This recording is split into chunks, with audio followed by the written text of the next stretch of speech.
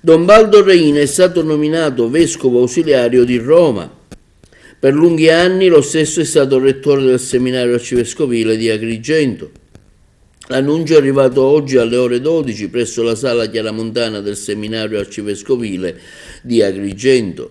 Don Baldo Reina per lunghi anni è stato rettore del seminario di Agrigento e un punto di riferimento nella diocesi per tanti fedeli. Aveva lasciato recentemente la nostra città per trasferirsi a Roma e prestare servizio nella congregazione per il clero. Adesso il nuovo e prestigioso incarico, che tra poco è stato ufficializzato, comunicato da Monsignor Alessandro Demiano alla comunità agrigentina. Eccellenza, mi reco a premura di comunicarle che il Santo Padre ha nominato vescovo ausiliare di Roma il reverendo Baldassare Reina, del clero dell'arcidiocesi di cui lei è ordinario, attualmente impegnato presso la congregazione per il clero. Unendomi alla gioia della chiesa locale che è in Agrigento, le comunico che la notizia del provvedimento pontificio sarà resa pubblica alle ore 12 di venerdì 27 maggio 2022 e fino a quel momento deve rimanere, come è noto, sul segreto pontificio. Profitto volentieri della circostanza per confermarmi i consensi di distinto ossequio dell'Eccellenza vostra Velocissimo Emil Paul Schelik, nunzio apostolico. Sicuramente è un'attenzione da parte del Santo Padre, del Papa nei confronti della Chiesa agrigentina e anche un riconoscimento delle belle qualità e anche del servizio che in questi quasi 26 anni di ministero sacerdotale Don Baldo ha offerto alla nostra diocesi.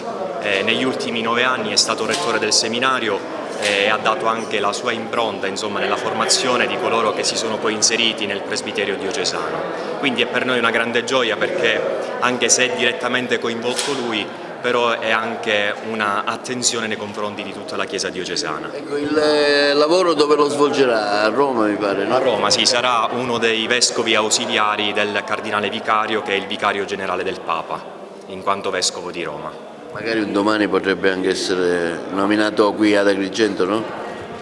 Questo lo affidiamo al Signore, a quelli che sono i progetti per lui e per la nostra Chiesa. Noi lo auspichiamo, insomma. La prassi è che è iniziato già il discernimento e il Vescovo ha iniziato già, possiamo dire, le consultazioni e il suo discernimento per la scelta del nuovo Rettore.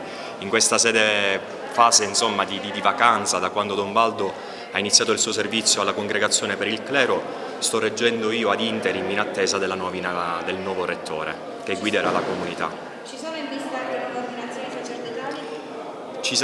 Ci sarà l'ordinazione sacerdotale di 4 diaconi che sono stati ordinati lo scorso 25 febbraio, quindi siamo in attesa della data della loro ordinazione e preghiamo poi che comunque possano veramente nascere nuove vocazioni, perché abbiamo bisogno di giovani che con coraggio, con slancio, con entusiasmo sappiano annunciare il Vangelo nella nostra bella Chiesa agrigentina. Don Giuseppe Veneziano, un commento a caldo su questa nomina? Io ringrazio il Signore, intanto ecco, perché è una vocazione, una chiamata. Bene, alla chiamata di Dio si risponde sempre sì.